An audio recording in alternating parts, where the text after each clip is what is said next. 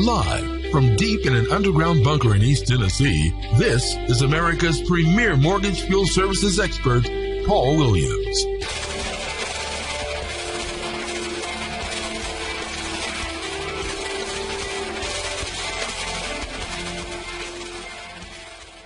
Hello, Mr. Williams. Hey, how you doing, sir? You got a I'm couple doing minutes? excellent. Got a couple of minutes? Yeah, absolutely. Absolutely. What I got, I just got some of your information over, some via email and some via text. The email stuff, give me 2 seconds. Yeah, I just took what we talked about earlier today and, provided you with the research, for you. One thing you'll learn about me as we, develop a relationship is I'm fully honest and I'm transparent. Have no interest in screwing anybody over. And, people who are alleging things, I've sent you the text messages. I've showed you the photos. And I looked into AZ Services. It's Jeff Simmons. And I gave you the entire email exchange from start to finish. He never replied to me, telling me where he's coming up with this allegation of $40 per property for 8 bids.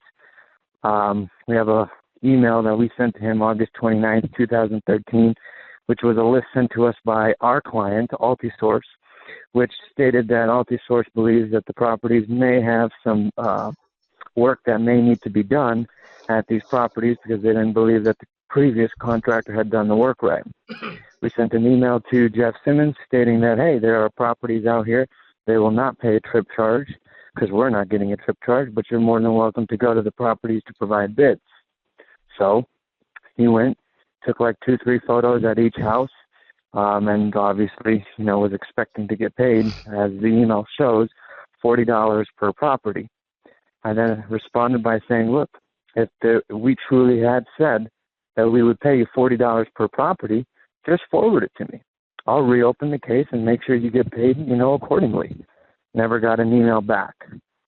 Well, if I could find a company that pays $40 per property, I'd like to go work for them for a trip charge. I've never heard of anything like that. My point exactly. I mean, we pay $20 a trip charge. Our clients pay $25. Some pay less than $20, so it's just kind of up in the air. But, I'm speaking to you as someone who you have experience in this industry. So when I talk to you, it's exactly how this industry goes. Nobody pays for bids. I mean, we do bids all day long for Aim Your Way, for MSI, for various different companies. Even Safeguard doesn't give out trip charges for bids nowadays. No, and that's while some of the companies used to give trip charges here and there, the reality is that and I think this is going to be something that's going to be quite difficult for a lot of what I call the laborer contractors to understand that the reality is if you're a contractor, first and foremost, your bids are generally free. Now, whether or not you want to go and perform a bid or submit a bid is probably up to you, and it's arguable whether or not a client would accept a bunch of those being turned down. But at the end of the day, there's not any other industries I'm familiar with that pays you to go do them anyway. So if people even get any money, it's kind of rare. I want to step back a little bit. What I want to talk about without, and I want to put this caveat in there, without discussing any proprietary information, any financial information, I want to talk about the Grean Team, if you will, the idea, and where you and or your colleagues are hoping to go with it. Whether or not the Grean Team is for example, a singular concept and idea, or whether it's multiple. When I was looking at the Arizona Corporation Commission, looks like there's 2 of them, so I presume that there's a separation, if you will. Perhaps the Grean Team Incorporated deals with X, and Grean Team Preservation, which I don't feel is really even part of this conversation unless you want to bring it in. That to me is something that's separate. But the concept of Grean Team, what is it about? Where are you guys hoping to go? And then once we've set that baseline, then I would like to go forward, and we'll talk about these people whom had this axe to grind, and hopefully set the record very, very straight, and bring those parties whom have spoken out of pocket, bring them to the carpet. Yeah, absolutely. I mean, well, the Grean Team initially started as a window cleaning business. So I opened it up to get into really window cleaning, to be real honest with you. And we quickly saw an opportunity, and it was actually brought to us by Matthew Disraeli, who had 5 years previous experience with Desert Eagle Preservations and HDA Impressions, which are his two companies, and he went out of business for whatever reasons. I'd never really asked him about it. And, of course, let me give you my background first. I think that's more important at this point in time, and then we'll go into the Grean Team. Sure.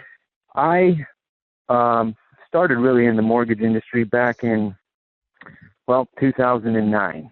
And the reason why I started it is I have two companies here in Arizona, which are not under my name. They are under my uncle's and my mom's name, which you actually brought up a Bigger Pockets discussion in which, I went out and I basically said, hey, they're not my properties, which in the end of the day they are, because everything that's my mom's is mine. And so those properties are under two companies, Desert Paradise Investments 1 and Desert Paradise Investments 2. You can look them up. It's up to you. But basically, my family invested into the real estate market before the bubble, of course, and they got in at the wrong time. And so what occurred was basically the entire bubble and everything collapsed in 2008, as you know. Hold on one second. Bye. And that led me into, at a young age, wanting to investigate why my family lost quite a bit of money, millions of dollars in real estate. And my research led me to securitization. I don't know if you're familiar with mortgage securitization very and derivatives. Very familiar. Okay. You can look up two of my companies, which I have shut down. Both companies were very heavily involved in the securitization aspect of mortgages. I've written many investigations that have gone to, various courts in Michigan, in New York, Supreme Court in New York. One of my investigations actually won a massive lawsuit in April 2013 by an attorney called Kenneth Pelsinger in New York. That whole argument was securitization. I was one of the leading experts in the industry. I have investigated it even further than securitization. Most people only look at securitization, but I look at it as it's only the tip of the iceberg. What really occurred was a massive identity theft of everyone's information. You see, securitization was just one little aspect of the entire scheme of things. What really occurred was taking the information, placing them into databases, and then wrapping those databases with various patents and service marks. And then what they freely did was then transfer these service marks amongst one another. And there was a lawsuit in the late 90s that went to the Supreme Court that basically it was a question of whether or not a database could in fact be patented. And the court basically came to a conclusion that if A, being the database, was inputted into a system and the system outputs something separately, which is B, then the database was in fact able to be patented. Sure. The most simplest form I could say is if I give you my information and you put it into your insurance system and your insurance system pops out an output that says low-level risk, medium risk, high risk, whatever the case may be, that is exactly what the whole lawsuit was in regards to. And the Supreme Court stated that, yes, it is able to be patented. That was in the late 90s. And so what occurred was all these corporations now took all the information that they've accumulated over the years, dozens of years, however long they've been around, and they all wrapped them around different service marks, trademarks, and patents, and then sold them freely amongst one another. Bank of America, for example, in the last 7 years has accumulated over 50,000 direct patents and trademarks. I've actually got databases and information, different banker boxes filled across the entire nation in specific hidden locations that I've placed them that have all records straight. I mean, they're all public information. It's nothing that I have found is proprietary, if you will. It's just something that nobody searches for. I've got records of Bank of America purchasing all of Remax's information, all of Coldwell Banker's information, purchasing all of Walgreens' information. And people ask me, why do they even need this information? And it's really simple. It takes you back to the game of derivatives. Derivatives are unregulated insurances, not really insurance, but it's an unregulated instrument that is like an insurance that can be placed on anything. It doesn't require an asset like an insurance. And again, it's unregulated, which means you are able to place as many derivatives as you quite possibly want on anything. So anyhow, my research led me to uncovering literally the entire banking scheme that occurred globally. And, I decided to, because it cost me quite a bit of money and got me nowhere, because I was going against the grain. I decided to obviously shut everything down simply because, people didn't quite frankly care. At the end of the day, the people who were harmed, we were homeowners who quite frankly were exhausted. And they were exhausted because of the fact that they were losing their property, that attorneys who allegedly were supposed to be helping them were collecting major sums of money and doing absolutely nothing in the interim, and homeowners were still losing their homes. And I quickly assessed the fact that if I was to continue in that business, that I would be lost in a scheme by attorneys at the end of the day, to continue to defraud homeowners by taking their money as well, and providing those particular services. So I decided to open up a service company. That is where the Grean Team then came. The Grean Team, again, like I said, was formed as initially a window cleaning business. Let me interrupt there. When you say service company, you mean a company that's actually providing, a physical service, some type of, labor, whether it's cutting grass, washing window. Okay, right. I wanted to make sure you weren't referring like servicer, which oftentimes refers. Oh to no, like not a mortgage servicing. Right. No, not a mortgage servicing company. And again, Matthew Disraeli, just as an FYI, how I know him, he grew up down the street from me, in high school. And he had messaged me through Facebook saying, hey, he has this opportunity, and he believes, that, he could take our company to another level. Okay, no problem, of course. As a businessman, I said, all right, let me look into what you have to see and what you have to say. And so that was when we began, he showed me his records of what he did in the past and how he was doing grass cuts and all kinds of things, and, began to show me the industry. And that is when I, of course, as a businessman, realized that with the two of us, our experience in total is 5 years. That's not enough experience for me to want to go into an industry, especially an industry that I may not have known much about. Sure. And that is when I obviously seek the information from Thomas Kono. And so Thomas Kono came, in contact with us. Well, actually, we came in contact with him over about a year ago. And since then, he's obviously told us all the things about the industry, provided us with information, and never was an actual part of the company, never became an official representative of the company, and never actually even collected a penny from the company at all. And from that standpoint, I just wanted to obviously set the record straight. I know Matthew Disraeli has gone out there and, dropped his name many times in the past, from what I've seen on his LinkedIn postings recently. And so I just wanted to set the record straight there. Yeah, about a year and a half ago, he actually came up on up on my radar.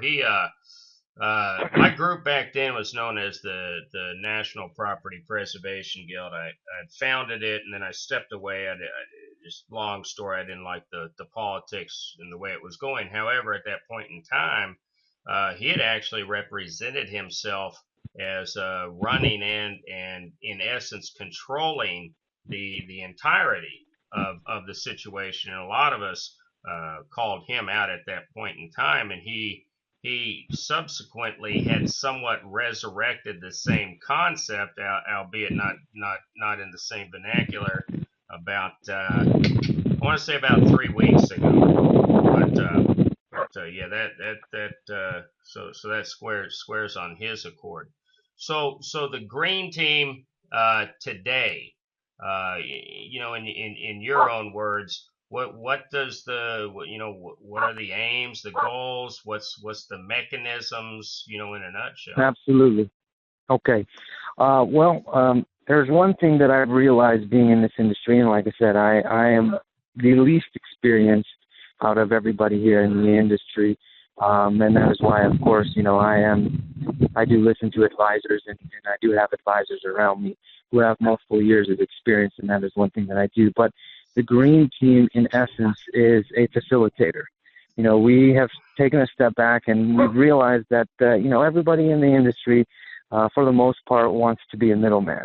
So they'll take a $100 grass cut and they'll provide it to the field for $15. And what happens is somehow along the line, the person in the field who's taking care of the job, Jeff or Scott or whoever the guy may be, is really getting a measly amount of money to go out there and do the full, complete job. So what we did is we took a step back and we decided, okay, how can we structure this to where, A, we are able to provide a facilitator model, and B, where we are able to provide the full amount of money to the field and connect both the client and the representative in the field together without having a layer in between, aka the middleman.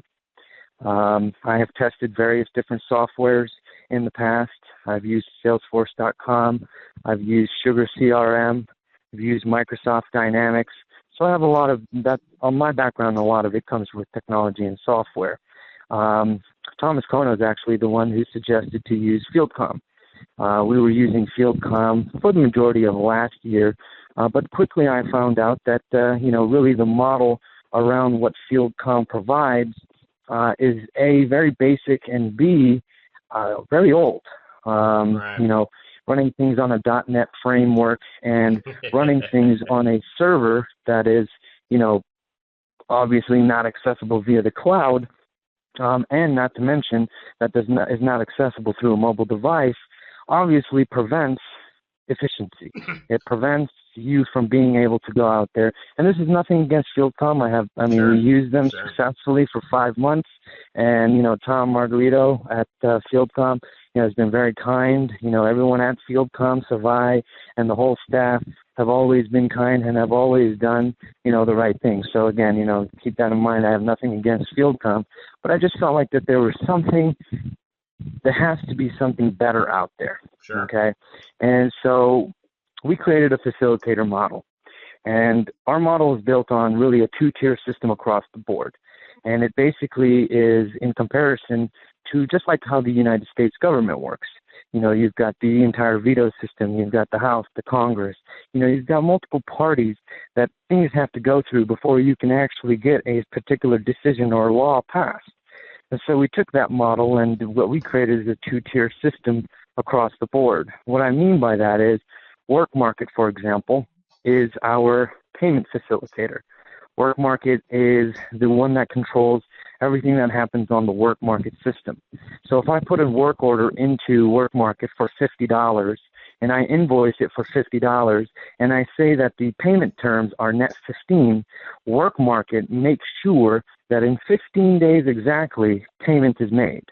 So one of the things that I've realized in this industry is a lot of clients will tell you, hey, I'll pay you in net 30. And what ends up happening is they'll bundle an entire month and pay you that month 35, 40 days out, whatever the case may be. And this has happened with all the clients we've dealt with. It's not just one particular client. So there's really no true payment system because they pay you when they decide to pay you. Right. That was one huge issue there. So what we created again is the two. See, I want to interrupt you there just for a couple of minutes because you're actually bringing up a couple of terms that and I communicate with the entire stratosphere of people, the labor and a lot of the shop callers out there and people in the Beltway. And the first word that you're using that I'm impressed with is we. And in an idiosyncratic type of society where ego reigns as king, you're using the word we, and I'm impressed by that. But additionally, you speak about the concept of sitting with advisors, and so I'm presuming that there's some type of interpersonal dynamic going on there. And the vast majority of companies that I have written about that, A, do not demonstrate that, and B, absolutely do not publicly display that. I'm heavily impressed about that. Your command and control, your discussions about the technological aspects and features, the Sugar CRM. I'm actually real familiar with that framework. I do a lot of coding in Drupal and Joomla and such. But the simple fact that you are saying, hey, you know what, the if you will, the proprietary base, the land living, if you will, server concept, albeit may be good for some, for the model that you're proposing wasn't viable. And on that final point, the concept of a model, the idea, the concept of thinking outside of the box is also impressive to me, and it should be impressive to others. Why? Because that emphasizes the fact that you and your firm and your partners and such, you guys aren't just saying, hey, you know what, the status quo works and that's where we want to be because we want to make a couple of bucks and move on down the road. What you're talking about is having, if you will, this skeletal system wherein you can actually grow. And I believe that's one of the biggest problems in the industry today. We have a constricting volume. However, CFPB, the Consumer Financial Protection Bureau, has made it extremely high on their list that they're going to begin to move the zombie models forward. And the reality is that during the crisis that you spoke of earlier, post 2008, those volumes are nothing in comparison to what we have out there, at the zombie levels. So I didn't mean to interrupt, but I want to emphasize some of these points here because I think as people reflect back and as I go back over things, these are things when I hear people use, we call them catchphrases, but there's certain language that's not being used in the industry right now that you are using, and to me that's, at least in the industry, that's groundbreaking. In the rest of business, it's not, because this is how people make money. But you're bringing forward novel concepts that nobody else is even wanting to talk about. Why? Because they're afraid. And so that also shows on your part. Not only are you familiar with the product, but you obviously, either you've done it, you've read a book, and you've read a million books on it, but you know what it takes to go forward. So. Absolutely. So, our two-tier system, again, the idea here of being a facilitator is one that obviously, you need to tread lightly. And so we've thought very, very hard on how we could do that. First, you have to obviously connect the field to the facilitator, and then you have to connect, obviously, the client to the facilitator. And you have to do it in a fashion in which you are pretty much an invisible layer.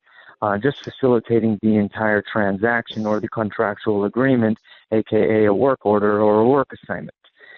So what we've done in regards to the Grean Team and the way that we are moving forward and structuring is we've gone off of the two-tier system, and we are currently formulating a executive board that will run the day-to-day operations and a supervisory board that will supervise the executive board. Included in the executive board will be a liaison to the field and an additional liaison to the client. So that way we are able to bring in what the field is giving us as feedback and suggestions and ideas and comments, and also what the clients are telling us as well. Now, earlier today you brought up the Big Mac and the concept of McDonald's, which by far I've always thought of was one of the best concepts in business. because you can take a 16-year-old and throw them into an entire restaurant operation. And with the way the new McDonald's are being built right now, you literally push a button and the stove or the oven falls onto the hamburger, and in whatever amount of time that the machine is set to, it releases, bings, and the person just scoops up the hamburgers and puts it in a patty. That concept needs to be duplicated. And one of the things in this industry that I've realized personally is every single client has their own policies, some of which are very standard, but none of them are detailed. And I've been explained that there's reasons for that, because if they provided details, then they leave themselves no room for chargebacks and no room for going after the person in the field and, providing these different policies. And because there's so many of them, it also makes it hard for the guy in the field to be able to do business for multiple clients because A, there's so many different client portals. B, there's so many different, client policies that they have to follow, which makes it hard for standardization. It makes it hard for you to, for example, A to Z field services. Okay, A to Z field services requires literally on ownerization a time stop, a watch. You take a photo of your watch, of a watch, of when you started the job, and a photo of when you're ending the job. That's only a policy we've found with A to Z. Other ones, obviously, they want air compressor gauge photos and so forth. That's been something standard. My point being, though, is when you're a guy in the field and you're looking to run crews and you're looking to grow, scale, and expand your operations and your coverage, it makes it tough for you to go out there and find someone who, for example, is a landscaper, who does a phenomenal job landscaping, but has never taken photos in their entire life. It makes it hard for you to go and teach them safeguards policies versus NFR. NFR only wants 12 to 15 photos, whereas Safeguard wants 30 photos. There's no standardization in the industry, which then creates room for error. Bingo. And it's not really the fault. It's not really the fault of the field contractor because A, they need work. And so what they're going to do is they're going to go and sign up with everybody. And then basically whoever sends them work, they just go out and dispatch it. And they take their photos according to what other clients have accepted, which may not necessarily be the photos that a particular client that you're doing work for is going to accept. Now what happens is you have go backs. Go backs are a loss in money because if you have to go back to a property and your grass cut is already $25, you have to now go back to the property, which God knows how far it is because lenders and preservation companies, they hold you to a territorial standard. So they'll give you zones, zip codes, counties, whatever the case may be, and then they tell you you are forced to take those. Now, there's an issue with that. I've always dealt with contractors in the past, independent contractors, and one thing that I've known, being a law student myself, is contractors are non-exclusive. It specifically says it in every independent contractor agreement. However, the way that they're being treated is, in my opinion, like a W-2 employee. When you have to go to a seminar or you have to get on a specific conference call or you have to go through a specific set of training requirements, you are not a contractor. You are an employee dressed up as an independent contractor just to specifically save money on taxes. Big, big no-no with the IRS. Sure. So, again, going back on some of those points, that's the W-2 issue. I've been intimating that there's some enormous class actions coming, and the genesis of all that litigation traces its roots to Hearst v. Buchek Enterprises, and I actually spoke with the law firm out in California, DPLO, spoke with Monique Olivier on that, and I think that's going to be enormous as it comes forward. But I want to step back just a little bit and excuse me, and reiterate on some of the things that you were discussing about how your company, the Grean Team, is put together. One of the ones I'm impressed with, you seem to have what we call in the bureaucracy a system of checks and balances, and I think that's very important today. If you take, for example, I'll take one company that I beat up upon, Berghorst Enterprises. Heather Berghorst, albeit may be a great woman. I've never met her, don't know much about her. However, the issue was this was an individual whom micromanaged, and when, for want of a better word, shit hit the fan, there was nobody to look out at or say, hey, what has gone wrong and how do we fix that? But with the set of checks and balances, to me that's very wise, because you have multiple layers in there. In the military, we used to call it redundancy, and so to me that's a wise situation there. As I look out through the looking glass, because you're talking about that system, and you're talking about the implementation, if you will, of cloud, and you're talking about technological advances and moving platforms to and fro. I'm looking out there today at Aspen Grove. And last year I predicted that they were going to come. I predicted that they were going to slam the background checks, and I also predicted that they were going to take over command and control of all photos, paperwork, etc. ad nauseum. I'll predict right now, on the 16th of March, they'll be around between 12 and 18 months, if that long, and their whole system will be gone. From that point of view, though, as you're discussing about cloud technology, the ability to move information in real time from the field, from the worker, if you will, or the contractor, to you as the client, and then on to the end portfolio holder, I think, my friend, that is the future. I think that is the future. Absolutely. And I think that the rest of the dinosaurs out there will eventually be gone. There's a huge buying spree going on right now. These companies are being assimilated into larger organizations. But what's happening during that assimilation is the fact that, let's take, for example, let's take the MCS AMS Subholdings LLC, the conglomerate bought by Concentric Equity Group along with TDR Capital. The problem there, the VPS is also part of that now too, I hear. Right. Oh yeah, it was all bought at the same time. The subholdings, though, is a separate deal. But the problem that I see with that model, excuse me, is the simple fact that the portfolio holder, and in their case, predominantly it's Wells Fargo, it still has a disconnect from the field. But additionally, and this is where I want to dovetail, you spoke about the payment to the contractor. You mentioned, I forget, 14, 15 days or 30 days, whatever it might be, on an order-by-order basis. President Obama signed a directive that is known as Circular OMB 1216. And this is where the federal government states that if you're dealing with small or very small businesses, you got to pay them in a 7-day spread. So whether you extrapolate that at 7 or 14 or 21 days, the reality is, under Dodd-Frank, that bundling, that just throwing into a pot, hey, we're going to pay you on this timeline, doesn't cut the mustard with the law, but yours does. See, and I think that's very important, because I think as we've only implemented the first third of the regulations of Dodd-Frank, just those first third per year generates more man hours than it took to build the entirety of the Panama Canal.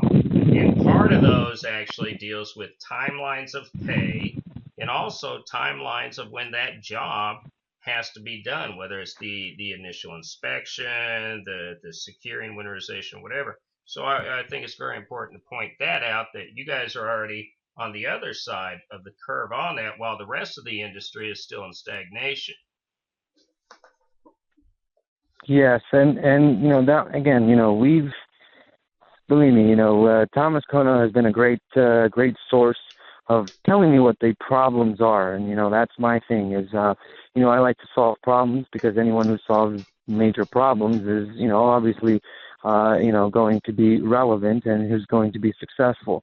And in developing this entire thing, it was definitely a very long process in figuring out how we were going to structure this and what would be a real true model that would benefit both the field and also benefit the client. One of the things about our software is And since you know about software, it has the open API integration. Right. I have a team of developers and designers and, of course, programmers as well. And every time we get into a different client and we sign up a new client, the beautiful thing about our system is our client system doesn't have to change. Okay, we plug in our system into their system directly because most clients do have their own specific client portal via either the internet, their website, specific server, whatever the case may be. So what we've done is again, we're focusing on the field. Okay, we're focusing on the standardization.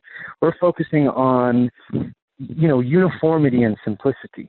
If we are able to have a facilitator that sends out work assignments in the same uniform fashion, no matter who the client may be, it sends it in the same uniform fashion, you have an easier understanding of the end user, who is your field contractor, of the work that needs to be done. And if you can control policies by preventing a contractor from submitting incorrect photos or submitting, like if you need 15 photos and you need them specifically, these are the specific 15 photos. Our system, once you're in the field, will tell you exactly what photos we need. I need street address verification. So they go and they take it, and it automatically places it into that particular thing. I need a front photo of the house. It automatically does it. If you're doing a grass cut, the work assignment will know that it's basically these are the type of photos that you need. And we're creating the standard. What we're basically doing is we're taking the clients that we've seen who have the hardest or the toughest standards, policies, and we are making that the standard of the industry. Now, I do want to say one thing, speaking about photos right now. In my opinion, I believe photos are unnecessary, and I believe photos open up much room for fraud. A lot of staging of photos occurs. A lot of photos are taken that, may have been used 6 months ago and are being reused. There's a lot of fraud that occurs on the field level, and it involves the photos. What we truly believe, is the best process is an immediate on-site quality control inspection to be done at the property the day after, within 24 to 48 hours of the actual work that was completed. I mean, that is the easiest way to dispatch people into the field. For example, okay, you talked earlier about mom and pop landscapers or mom and pop contractors, and that's usually what this industry breeds. It breeds your smaller people because a landscaping company is not going to do a grass cut for $20 or $25, let alone go out and take photos. Right. There are major landscaping companies, AAA Landscape, United Landscaping, huge companies that take care of properties, massive properties, apartment buildings, commercial buildings, etc. You never once see one person out there snapping photos. Now, do you? No. Never. And what that also does is it eliminates the great contractors from being the ones who are doing the work in the field. Not to say that, of course, the contractors currently today doing work in the field are not great. Do not get me wrong on that. I believe every contractor doing work today who is doing it properly is a great contractor. But we are able to expand our contractor base greatly, dramatically, by simply saying, let's eliminate photos and let's do proper inspections, QC inspections on site the day or 2 days after the actual property has been completed. So if a contractor submits an invoice and says, okay, it's a $1,500 invoice, I removed 100 cubic yards of debris, and, I removed all live hazards, any paint, any hazards that were at the property. It's as simple as a QC inspector going out there who is specifically trained to take the photos, goes out there, takes the photos, and if there's anything wrong, you immediately know that something is wrong. You see, the problem with photos and a lot of these order mills is they only in-office QC. So they'll review the photos, and based on the photos, they'll just, pop it through. This is how it's going to be, and it looks good. And then what ends up happening is nobody acts Okay? Nobody proactively acts. That's the key word. They react, and they react to a code violation that was sent to Wells Fargo, or a code violation or a HOA violation that was sent to HUD. And what happens is they then bring the hammer down on the guy in the field, and again, it goes back to the photos, and it goes back to, the various policies that they have. And what I've seen in the last year is that every single company in the industry today tries to solve a problem by adding another photo requirement. I mean, in my opinion, that does you no good. A photo is a still image of a moment in time, and you really, quite frankly, don't know what moment in time it is. Sure. You might want to say date stamp. You actually touched upon something. I interviewed a gentleman by the name of Brian Mangum. He owns Pac Prez out in California. And he and I spoke both on the air and off the air, and we discussed that one of the biggest problems that there is in this industry, and what absolutely prevents any type of moving into the future, if you will, is the fact that there is no one set standard. And about a year ago, I was heavily drilling down upon this. The Mortgage Bankers Association actually has a very large document. It's, 100 plus pages, and it deals with precisely how you take an MDU, multiple dwelling unit, a commercial structure, and you move it from person A to person B, whether it's in foreclosure, no matter what stage of the game it's in. It tells you how to do everything. And I socially engineered my way into speaking with the woman there. And I asked her point blank, I said, why don't you have anything on the residential end? And she said, well, one word. She said, liability. She said, that can all sit at HUD's feet. And I said, well, wouldn't you think that it would make far more sense, though, to at least put out a manual, something? I said, if everybody does it the same way, I said, then you don't have 50 forms, you have one form. And exactly. When you do that, because you just touched upon the API codes, if you have one form, if you will, for want of better word, sure, there's going to be a form for each task, but we'll call it one form for right now. Then every bank has that API. It's going to shift out in the same way. And at the end of the day, I believe ultimately this is where CFPB is going to go. Because the other side of this coin that a lot of people I do not understand, it doesn't greatly impact contractors, but tomorrow morning you foreclose a house, everybody just thinks, well, the person loses the house, and that's not it at all. In many cases, they get a 1099. And the range, right, for the difference, right, and additionally all those services that are provided, but it's not just the homeowner. In many cases, it's FHA and the government. A big example. Yeah, the one who the house is sold to or conveyed to. The example I use is when I interviewed the auditor at Mikan, $95 wire caps. And so if we went to having, and I'm not saying myself or contractors need to be involved, I'm talking folks like yourself, the Mingums of the world, sit down with a blue ribbon panel or committee and say, okay, here's all the tasks we do, here's how they need to be done, and here's the forms for them.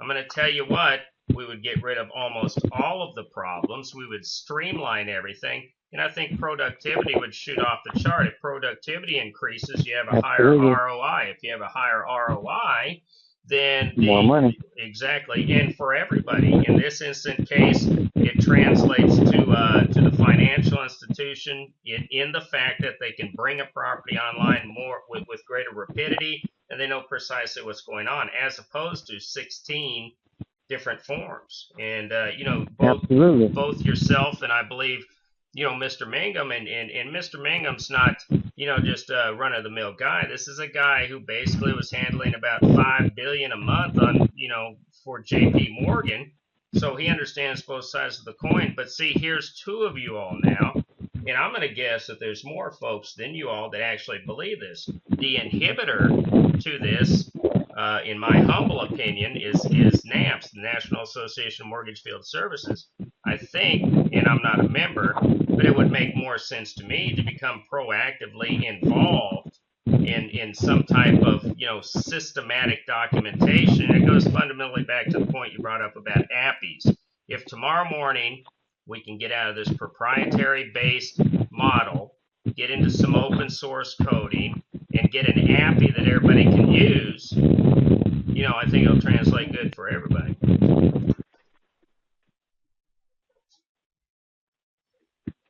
Mr. Williams, can you hear me? You're cutting off. Yes, sir. Can you hear me? Yeah, sorry, I was just taking a walk, and I just went into a dead zone, apparently. Yeah, it just sounded like a lot of wind. No big deal. But I want to move over and talk a little bit more about, so we understand the Grean Team. We understand some of its ideas and where it's wanting to go. Will the Grean Team then become involved in the active solicitation, if you will, of portfolio holders? Is the interest to actually say, hey, we're a company, we want to pursue these portfolios, and we want to translate that into hiring experienced contractors out in the field and partnering with them? Well, absolutely. I mean, the only way that this model will work, okay, is if work is fed into the system.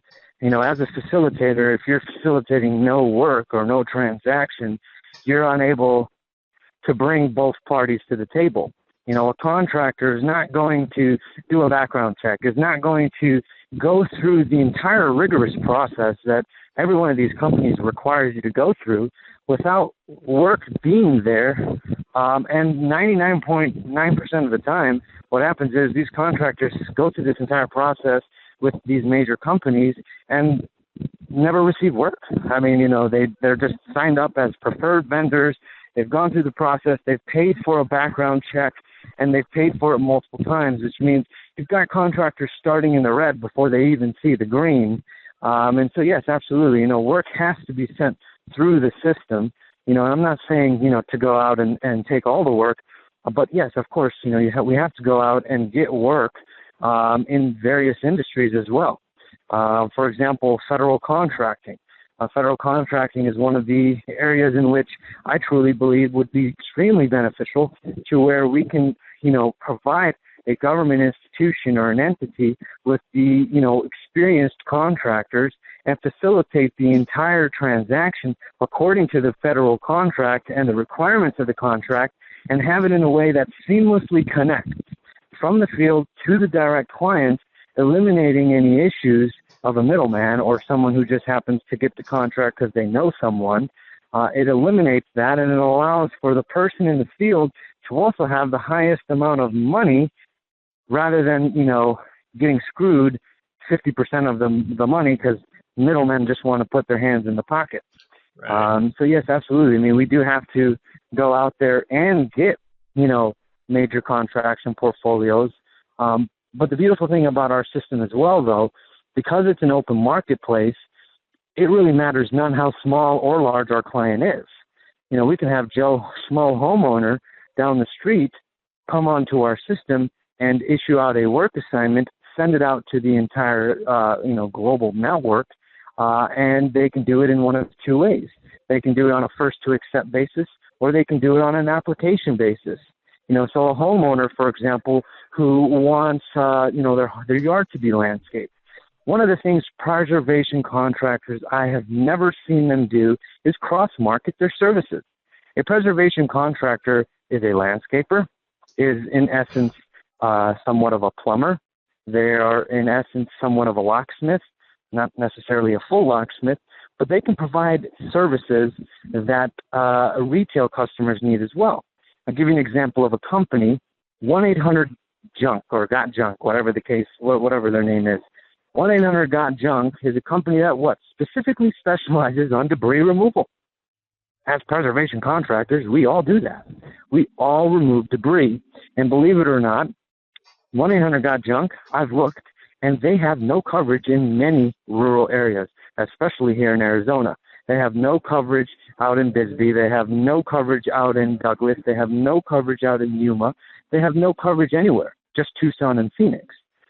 So a retail customer who goes on 1-800-GOT-JUNK, for example, and wants to get, an entire junk load of stuff removed, is going to get no service from them and is going to have to go to some other company, which is going to be hard for them to find. Right. So providing an open marketplace.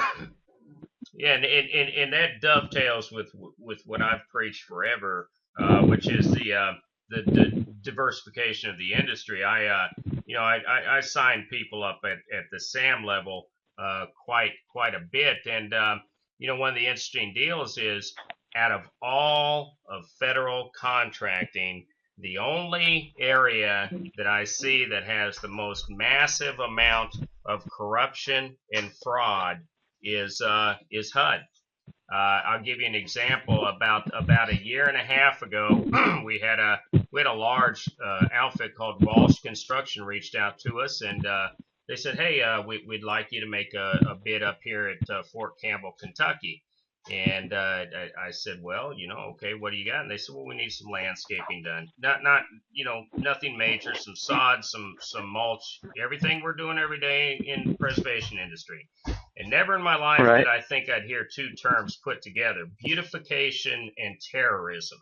However, it was it was an unmanned aerial drone facility that was being built.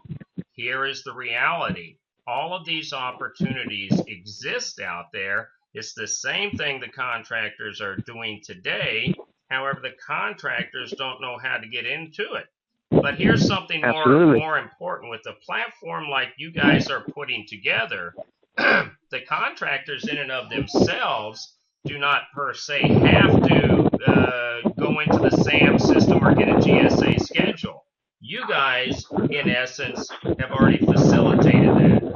And when you talk about grass cuts and such, take, for example, the mowing of the VA cemeteries. Here you're talking, $750,000 to $1 million a year on a contract. So we got one in Memphis that's open up every year. I don't deal with it much at all. But here's the reality. Your firm or people whom use your firm could easily land that contract. And now what do they need? They need people who will cut grass over in Memphis. As long as you're not hitting over the tombstones, there's no photos, there's no insanity, there's nothing at all like that. Boom. You're diversifying the workforce. You're not diversifying what they're doing already. The key, no damn photos, no insanity. Yep. There is no, I tell you, we just finished a job. I can't say where, but it was direct for the United States Marshal Service. I submitted my invoice. Just about 2 weeks later, the money was sitting in my account. There was no, we got a problem with this. There was no, where's the 78 pages or form 14404 TAC Echo. It was, okay, thank you, here's your money. So that's why, the platform like you guys are talking about, and I think that's the important thing to convey out there and to really get out there publicly, is the fact that you guys are talking about utilizing the same organic skill sets that the contractors have out there already, but here's a novel concept. Instead of doing the work and not getting paid, hey, you actually get paid, and you quite possibly don't get a decent pay wage. Absolutely, and on top of that, you have the two-tier system. So you've got the paymaster, which is work market, facilitating all transactions on the website, and then you've got the work facilitator overseeing the work, which is the Grean Team. We go out and we get the work, bring it to the system. And then, of course, you've got our structure of our company that connects the field with the clients, and a two-tier system. That supervisory board overlooks the executive board, preventing any executive decisions that would, in fact, hurt the company or hurt the field or the clients. And you've got, a perfect checks and balances platform that facilitates and clearly is a true facilitator. There's a lot of people out there who like to say they're facilitators, but at the end of the day, they become a completely visible layer that controls pricing, that controls, pretty much every aspect, like an MCS or an AMS. Those are middlemen at the end of the day, who have no specific crews. And they have a bunch of employees who are $8, $10 an hour who are talking to contractors in such disrespect and requiring them to go out to a property for a $7 inspection, for example, and they're threatening loss of work, that if you don't take care of it, you're not going to get any more work from us. To a contractor, what does that mean? Now you're going to take care of the work, unfortunately, even though you don't want to, and you may not even get any increase of work, and you may still get a decrease of work. You just don't even know, and it's a whole ball of wax of improperly managed workflow at the end of the day. Right. If tomorrow morning a contractor out there says, "Hey, you know what? I'm interested in this," and actually, let me step back just a bit. The major genesis of this was that I wrote an article, and in that article, it had condemned yourself, it had condemned the Grean Team, it had condemned a gentleman by the name of Thomas Kono based upon emails that I had received from a Paul Sanchez. And in that communication, Paul Sanchez had noted a gentleman by the name of Justin Moss, Albert Noriega, Danielle Cortez, a Jeff Simmons, and a CJ Patton. And that was the genesis. And then you were kind enough to actually reach out, and you said, "Hey, you know what? A lot of this is inaccurate, and I would like to set the record straight on that." So in this instant case, and we're actually I'm going to formulate a retraction on the situation because of the fact that I'm in possession of an extensive amount of communications from yourself referencing what I just spoke upon. But that lean. As an FYI, I heard you say CJ Patton. Patton. CJ Patton, Patton. Yes, I know him very, very well. He is the owner of CSM Property Maintenance. That would be. He went out and took care of a property for us. The entire work order was a $2,500 work order, but he only took care of the grass cut portion of it. And that was for National Field Representatives as the client, who is no longer our client anymore because we're just tired of dealing with Wells Fargo and all of their nonsense and everything that comes on board with a company who's doing work for Wells Fargo. CJ Patton invoiced us $1,200. I have a check for $1,300 in which I paid him. So I paid him $100 more than the work that he actually completed. Not to mention, he only completed partial job, which meant I had to hire another contractor to clean up his mistakes and pay for that contractor to go 200 miles from Phoenix down to Sierra Vista, Arizona, just to take care of the works. CJ Patton, is completely happy with the fact that he was paid and has never said a word, and it's been more than 5 months. What I can tell you is Matthew Disraeli is the one who is orchestrating all of this and who has a personal vendetta, and it's simply because we terminated him for failure to provide quality work for our clients, which in return made us lose 3 clients. See, and I think that's important to emphasize. A lot of people out there, and this is from the ma and pa point of view. A lot of ma and pa contractors act almost, I call it the chore syndrome. They seem to feel that they have this right, that because they were somewhere or they have done something, they have this innate right that no matter what, they're going to be paid. And and everybody, and I'm sure you're well aware, I'm a huge proponent of small business and the ma and pa contractors. The reality, though, is that there aren't contractors really in the industry. There's a bunch of what I call, glamorous laborers. Because if you're a contractor, then you're also, taking upon your shoulders, much of the liability. You got to have insurance, and you have to be able to actually do the job and do the job properly. And I also don't see the ma and pa contractors much in the industry probably in the next 12 months, other than, if you will, in the rural areas. And what I mean by rural that, areas would be the only place. and what I mean by that is I see it, ultimately the financial institutions and the portfolio holders, what they want now is they want a legitimate stream of operations. They want real contractors. If you're in, for example, California and you're cutting more than one lawn a year, you better be licensed to do it.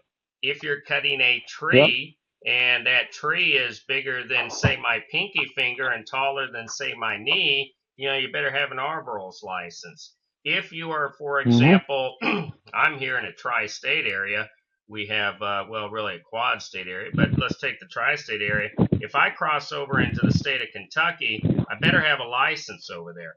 And now, while in the old mentality of doing things, nobody cared, today they do, and it's not just the clients, it's now the state governments that care. Why? Because they're losing revenue, and they know they are. Right. And but back more on point to what I was discussing there. I kind of got sidetracked. Tomorrow morning, let's say a contractor says, "Hey, you know what? I want to take a look at this. I want to. How do I go about contacting the Grean Team and/or presenting myself and my company for consideration? How does a person go about doing that?" Well, there's one of two ways. Right now, we're still in the very early stages of development and design. We have put a web invitation on our website, so you can click join. And by the way, when you wrote the article in regards to our website, we were going through a massive change, and we knew the HTTPS needed to be on there. And for some reason, our SSL certificate was not routing us permanently, like routing to the HTTPS. I kept routing you to the regular unsecured website. That has obviously been fixed since then, so I just wanted to bring that point up. But you would go on to our website and click join, and then there would be, I believe it's about 8 fields, and you'd put in your first name, last name, company, or location, just some basic information, your email, and you'd hit apply. Okay. Now, when you hit apply, you'll get sent an email, obviously, to confirm your account. Once you've confirmed your account, you will be then invited into the Grean Team public group. Within that group is a 5-question onboarding application. The onboarding application is specific to just location. So if you are, for example, doing business in Tennessee and 2 other states, in the application, you would obviously say you do business. Well, first and foremost, it would ask you what kind of contractor you are. Because our system does have a lot of IT technicians. We have quite a bit of IT technicians and work actually in the system currently today. So we have different types of vendor contractor types. So that would be your first question. The second question is which continent do you do business in? Of course, because we have a global mindset, we do have people who have come to us, from Canada, which is obviously North America, and we are looking to expand in the future, not at this moment in time. Of course, we need to make sure we, scale properly and understand how we are scaling as we scale. The third question would be, which country do you do business in? The fourth question is, which states do you conduct business in? And off the top of my head, I'm sorry, I don't remember what the fifth question is. Sure. At this point in time. Very easy onboarding application. What happens from there is, based on your onboarding application, you will be invited into what we call work teams. So let's just take Tennessee, for example. You come in, you do an onboarding application, you say you're a preservation contractor, you provide landscaping services, locksmithing, etc. We would then invite you to TGT, which stands for the Grean Team, Team Tennessee. Now, our concept is completely different than anybody else. I could care less if you only take care of 5 zip codes in Tennessee or if you take care of the whole state of Tennessee. Everybody is going to be sent to TGT Team Tennessee as long as they say they do business in Tennessee. And the concept is very simple. As a contractor, you have the non-exclusive right to pick and choose which work you want.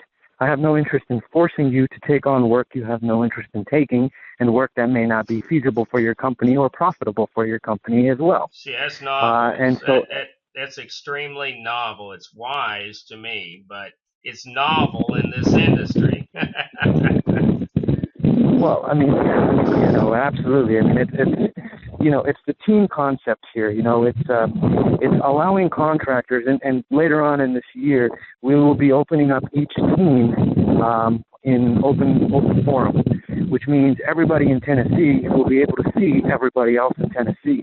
We're working on a full scoring system. Right now, we only have a 4-tier scoring system, which, and by the way, we also have buyer metrics inside of our platform, which means that it's like an eBay. A buyer is able to rate the seller, and a seller is able to rate the buyer.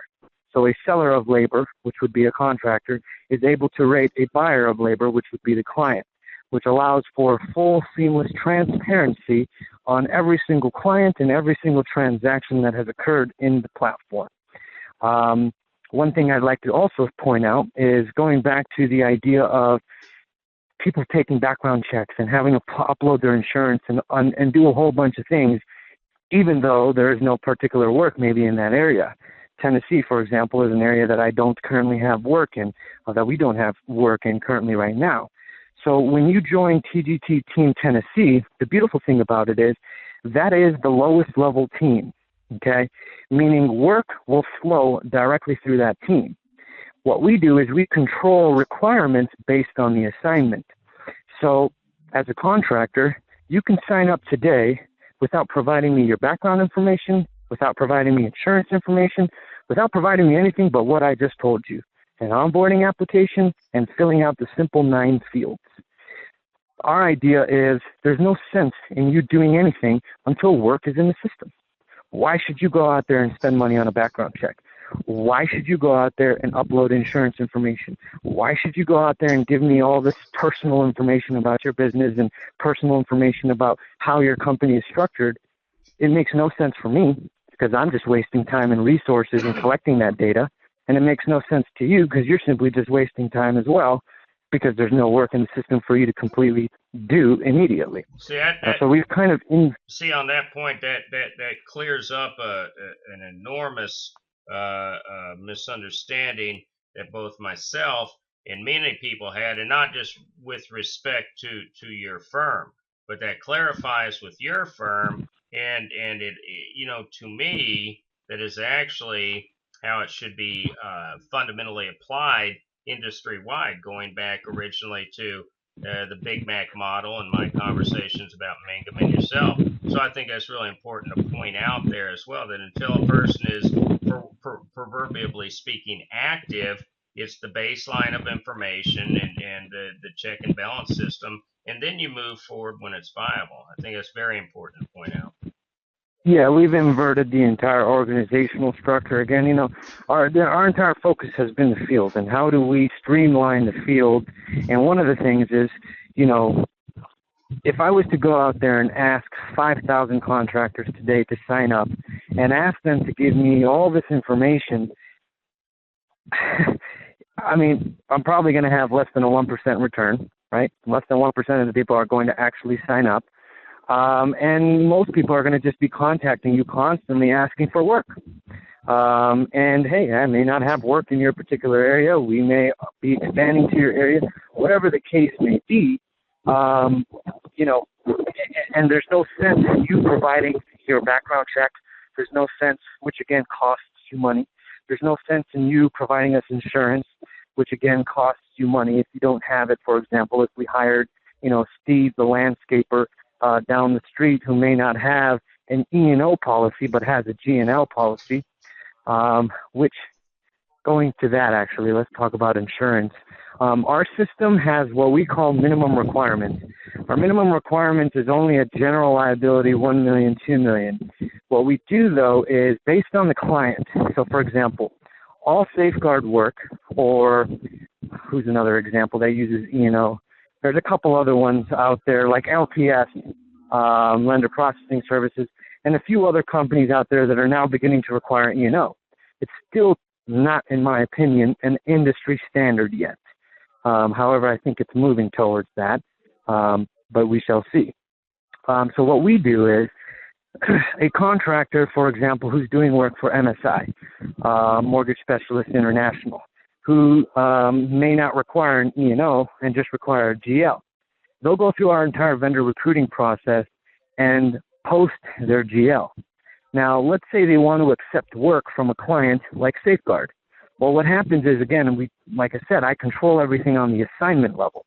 So they will see that they have to now become a part of Safeguard Properties Vendor Contractor Group. And in that group, the only requirement additional would be posting your E&O insurance. So what I have the capabilities to do is be completely flexible around my clients and their requirements, and I create a minimum vendor recruiting process, and then anything that is missing on that process that a client specifically needs, all I simply do is create a group specifically for that client and make the vendor contractor who wants to accept the work have to become a member of that group. And obviously become a member of that group, your requirement is very specific. Upload your E&O insurance. And so what that does is it allows, someone who is a landscaper who's never heard of an E&O policy until they came into the preservation industry, it allows them to still take on work from clients who may not require the E&O, and then if they want to go to clients who require an E&O, they simply just become a part of that group. Sure. What I'd like to do is I'd like to go ahead and go over, all this information that you've given to me today. I want to reiterate the fact that I'm going to get a retraction up just based upon the conversations you and I have had and the information you've sent over. And I would like to go forward and with your permission or whoever you appoint or put forward, I'd like to follow the Grean Team for a while and put the word out to contractors about it. Yeah, absolutely. I mean, Tom has approached me in the past for consulting services, and, it's not that we, didn't want them. It was just at the time we were still developing and designing.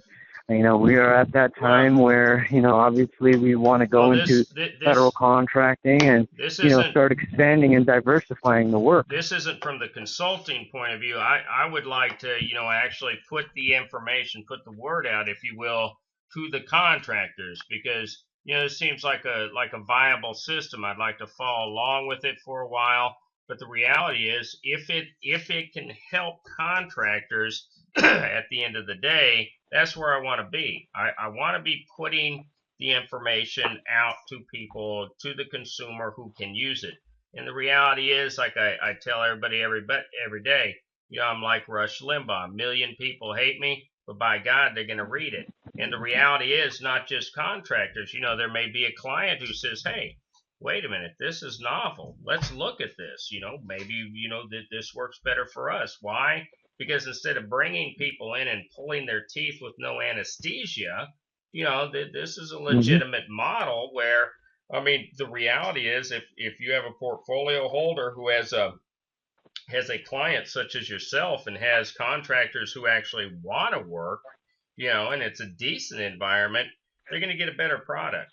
That's the reality at the end of the day. Absolutely. You're going to get a damn better product. Yeah. And I'm guilty of that. Hey, I've and back when I used to do a lot of work in the field, when I get these bullshit orders and there was some pencil pusher on the other side, hey, I drug my heels, could have had the information uploaded by, say, 1700. By God, it was 2310 Eastern Daylight before that information got up in there. Yeah, that's the reality, So, yeah. Yeah, and it's because the vendors are treated like, excuse my language, like shit. Oh, yeah. And it's because you have a pencil paper pusher who, I'll just say the turnaround and the turnover in the industry goes to prove that the current model that stands today is a failure. And everybody is still sticking to it because of the one thing you brought up very early on in our conversation, which is they are in fear of difference. Sure, they are in fear. Here's one thing is, we have no problem with being fully transparent, showing you our vendors, but a company like Safeguard, for example, or MCS, one of the things that they hold dear to themselves is their network. We're in the 21st century here, Mr. Williams. Networks are available through various different websites, Sure. various different email lists and things like that. There is no more, these are my contractors. Yep. That mentality needs to be thrown out the window, okay? Yes, sir. That needs to be completely thrown out the window. And what needs to happen is we need to say, look, these are the contractors in the industry, and how do we make them perform better for us? How do we make them more efficient? How do we create real-time updating in the system without confusing our contractors with the complexity of 20 different models and 20 different softwares, like Safeguard's mobile app, for example? You know, they're requiring everybody to use the mobile app. You know how many contractors are leaving? Tons. Yeah, they're leaving. Tons of contractors are leaving. Droves. And there's a reason for it, and it's because, and I know they just fixed it like a couple months ago, but previously, you know, because we did inspections for Safeguard a year ago, that's actually how we started. They were our first client, and inspections was the first place they started implementing that process. And what we found out was it was not saving our photos to our camera roll on our phone. Yep. So you would take the photos and you'd submit it, and it would go into a black abyss. Now, the problem with that is Safeguard's known for chargebacks. And if you don't have your proper evidence in place because it was sent to a black abyss, well, let's just say you are SOL. Yeah.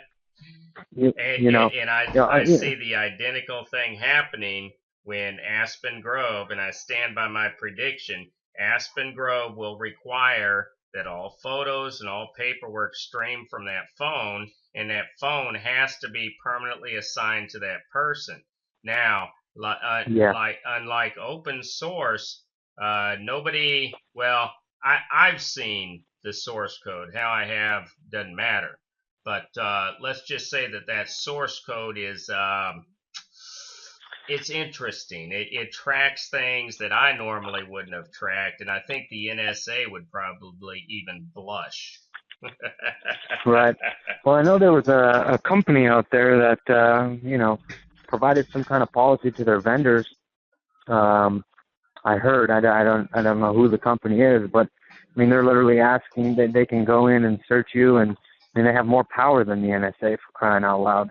I forget which company it is, but to their vendors, they literally want to go in there and, basically put a probe up their butt and, find anything and everything that they can, and they're having vendors sign this policy, which is just, there's just so much stuff that's happening in this industry that, is completely not in benefit of the field at all. Nobody else will say it, but I'll say it on the record today. The reason is that these companies are going to have a new class of what's called co-defendants. And that is the reality, because the litigation. What, I'm sorry? New class of co-defendants. Whereas normally if a homeowner or the government under the False Claims Act, or when somebody spins up the next Qui-Tam, of which there's a $300 million one getting ready to be filed now for insurance fraud, the assurance and the FASs and the MCSs, et cetera, ad nauseum, these people don't want to stand alone. So what they have to be able to do is say, hey, now wait a minute, we handled the paperwork. The person who actually allegedly perpetrated the crime was this person, because here's the phone. And if you track their patterns in between, you can see they stopped at the porn joint here, or they were in a seedy part of town, or they stopped at the bar here. You can see, obviously, ladies and gentlemen of the jury, that our hands are clean. Make no mistake about that. Same way as when you go to actually create a medication. Tomorrow morning, you want to move a medication out on the market.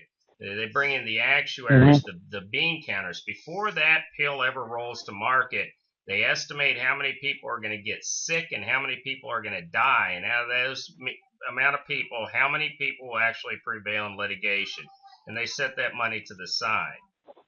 There's no difference. And is it moral? Well, that's out to lunch. The reality is it's business. It's sad, but it's business, Well, I mean, like I said, I started by investigating all these banks, and, I've seen corruption at its roots. And, at the end of the day, like I said, I've lost more money going against the grain than I could possibly ever even imagine. And nobody was there at the end of the day from the people in support of it. They just didn't care. And that's why people are able to get away with these things. It's because people just don't care. Sure. I work with people. I work with Patrick Lovell. He's a huge producer out in Hollywood. He just finished Forward 13. Working out there with him with Cinema Libre Studios. He's encountering the same thing. He's brought forward a film that documents, the perversion, if you will, of what has occurred. Nobody, the 99% care, but the reality is when you have an aristocracy for a government that is corporately controlled, which is a whole nother conversation. We won't go there, but it's an uphill battle. But look, it's 1900, man. I appreciate your time right now. When I'm done going over this and cleaning everything up, I'd like to send you out an email tonight or tomorrow. Schedule going forward. I want to put the word out about you all. So, hopefully, bring some contractors, hopefully also some clients to look at it. And, going forward, I want to keep tabs on this. I think you, much like Brian Mangum and the others, I think this is the new face of the industry. Absolutely. And if you know of anybody who, may share the same vision, I mean, we're always, like I said, we're still filling board members, people with experience, of course. We need to fill the board, both the executive board and the supervisory board, with people who actually know this industry and people who share the same vision. So that way, as this thing scales and grows, we have the proper people in place to be able to supervise it and make sure that the facilitator always stays as a facilitator and never crosses the line of becoming a middleman. Right. Because of greed. Right. Hey, my best to you and yours, sir. I'm going to dive out of here, man, and I appreciate your time tonight. Thank you so much, Mr. Williams.